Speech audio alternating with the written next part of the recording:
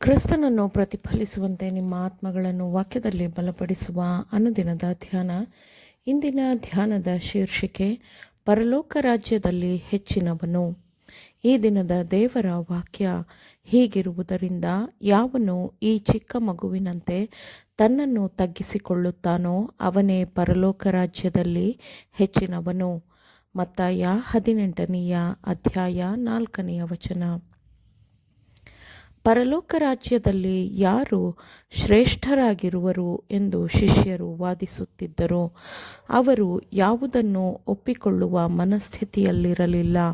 ಒಬ್ಬನು ತನ್ನನ್ನೇ ಶ್ರೇಷ್ಠನೆಂದು ಹೇಳಿಕೊಳ್ಳುತ್ತಿದ್ದನು, ಮತ್ತೊಬ್ಬನೂ ಸಹ ತನ್ನನ್ನೇ ಶ್ರೇಷ್ಠನೆಂದು ಹೇಳುತ್ತಿದ್ದನು.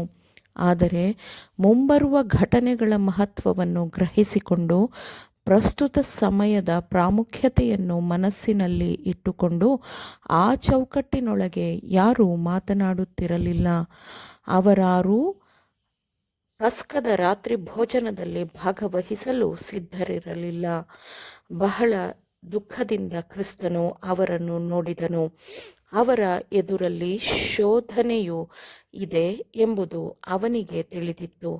ಅವನ ಪ್ರೀತಿ ತುಂಬಿದ ಹೃದಯವು ಕೋಮಲವಾದ ಕರುಣೆ ಮತ್ತು ಸಹಾನುಭೂತಿಯಿಂದ ಅವರ ಕಡೆ ತಿರುಗಿತು.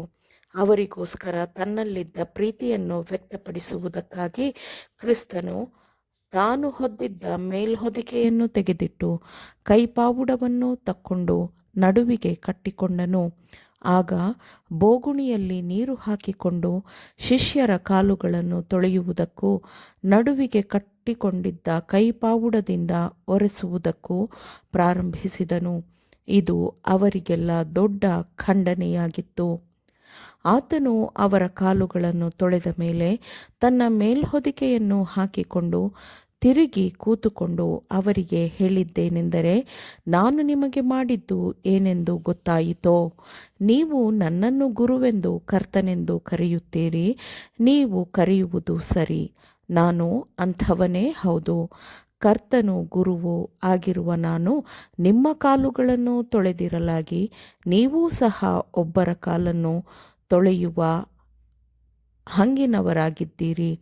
ನಾನು ನಿಮಗೆ ಮಾಡಿದ ಮೇರೆಗೆ ನೀವು ಸಹ ಮಾಡುವಂತೆ ನಿಮಗೆ ಮಾದರಿಯನ್ನು ತೋರಿಸಿದ್ದೇನೆ ಎಂದು ಹೇಳಿದನು.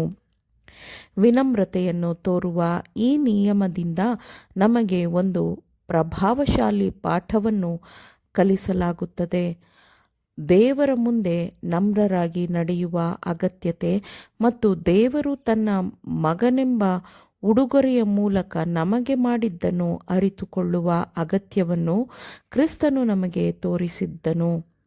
ರಾತ್ರಿಯ ಕೊನೆಯ ಭೋಜನವು ಅವರಿಗೆ ನೀಡಿದ ನಮ್ರತೆಯ ಪಾಠವನ್ನು ತನ್ನ ಶಿಷ್ಯರು ಎಂದಿಗೂ ಮರೆಯುವುದಿಲ್ಲ ಎಂದು ಕ್ರಿಸ್ತನು ತಿಳುಕೊಂಡಿದ್ದನು. ಸೇವೆಯ ಅತ್ಯಂತ ನಮ್ರತೆಯ ನಡತೆಯನ್ನು ಅವನು ವ್ಯಕ್ತಪಡಿಸುವ ಮೂಲಕ ಅತ್ಯಂತ ಕಠಿಣವಾದ ಖಂಡನೆಯನ್ನು ಆ 12 ಮಂದಿ ಶಿಷ್ಯರಿಗೆ ಮಾಡಿದನು. ಮತ್ತಾಯ 18ನೇ ಅಧ್ಯಾಯದಲ್ಲಿ ನಮ್ರತೆಯ ಬಗ್ಗೆ ಮತ್ತೊಂದು ಪಾಠವನ್ನು ದಾಖಲು ಮಾಡಲಾಗಿದೆ. ವಾಕ್ಯದಲ್ಲಿರುವ ಈ ಬೋಧನೆಗಳು ನಮ್ಮ ತಿದ್ದುಪಾಟಿಗೆ, ನಮ್ಮ ಉಪದೇಶಕ್ಕಾಗಿ ನೀಡಲಾಗಿದೆ. ಅವುಗಳಿಂದ ಪ್ರಯೋಜನವನ್ನು ಪಡೆಯಲು ನಿರ್ಲಕ್ಷಿಸುವವರು ಕ್ಷಮಿಸಲ್ಪಡುವುದಿಲ್ಲ.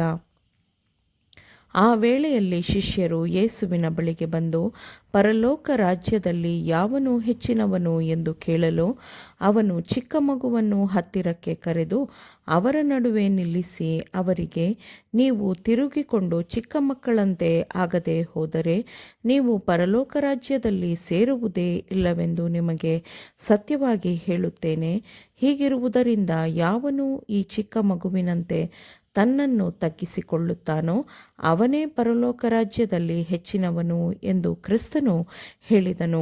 ದೇವರೊಂದಿಗೆ ನಮ್ರತೆಯಿಂದ ನಡೆಯುವ ಮೂಲಕ ಶತ್ರುವು ನಮ್ಮನ್ನು ದುರುಪಯೋಗ ಪಡಿಸಿಕೊಳ್ಳಲು ಸಾಧ್ಯವಾಗದ ಸ್ಥಳದಲ್ಲಿ ನಮ್ಮನ್ನು ನಾವು ಇರಿಸಿಕೊಳ್ಳುತ್ತೇವೆ ಎಂದು ಅನೇಕರು ಅರಿತುಕೊಳ್ಳುವುದಿಲ್ಲ. ತಯಾರಾದ ಮಕ್ಕಳಂತೆ ತರಬೇತಿಗೆ ಮತ್ತು ಶಿಸ್ತಿಗೆ ಒಳಗಾಗಲು ನಮ್ಮನ್ನು ನಾವು ಒಪ್ಪಿಸಿಕೊಟ್ಟಾಗ ಮಾತ್ರ ದೇವರು ನಮ್ಮನ್ನು ತನ್ನ ಮಹಿಮೆಗೆ ಬಳಸಿಕೊಳ್ಳುತ್ತಾನೆ. ಆಮೇನ್. ದೇವರ ವಾಕ್ಯಗಳನ್ನು ಶ್ರದ್ಧೆಯಿಂದ ಆಲಿಸುವವರು ಮಾತ್ರವೇ ಆಗಿರದೆ ಪಾಲಿಸುವವರೂ ಆಗಬೇಕೆಂದು ನಿಮ್ಮನ್ನು ಉತ್ತೇಜಿಸುತ್ತೇನೆ. ಪರಿಶುದ್ಧಾತ್ಮನ ಸಹಾಯದಿಂದ ಆಲಿಸಿದ ನಿಮ್ಮೆಲ್ಲರಿಗೂ ಧನ್ಯವಾದಗಳು. ಮತ್ತೆ ದೈನಂದಿನ ಧ್ಯಾನಕ್ಕಾಗಿ ನಾಳೆ ಸಂಧಿಸೋಣ. ಆಮೇನ್.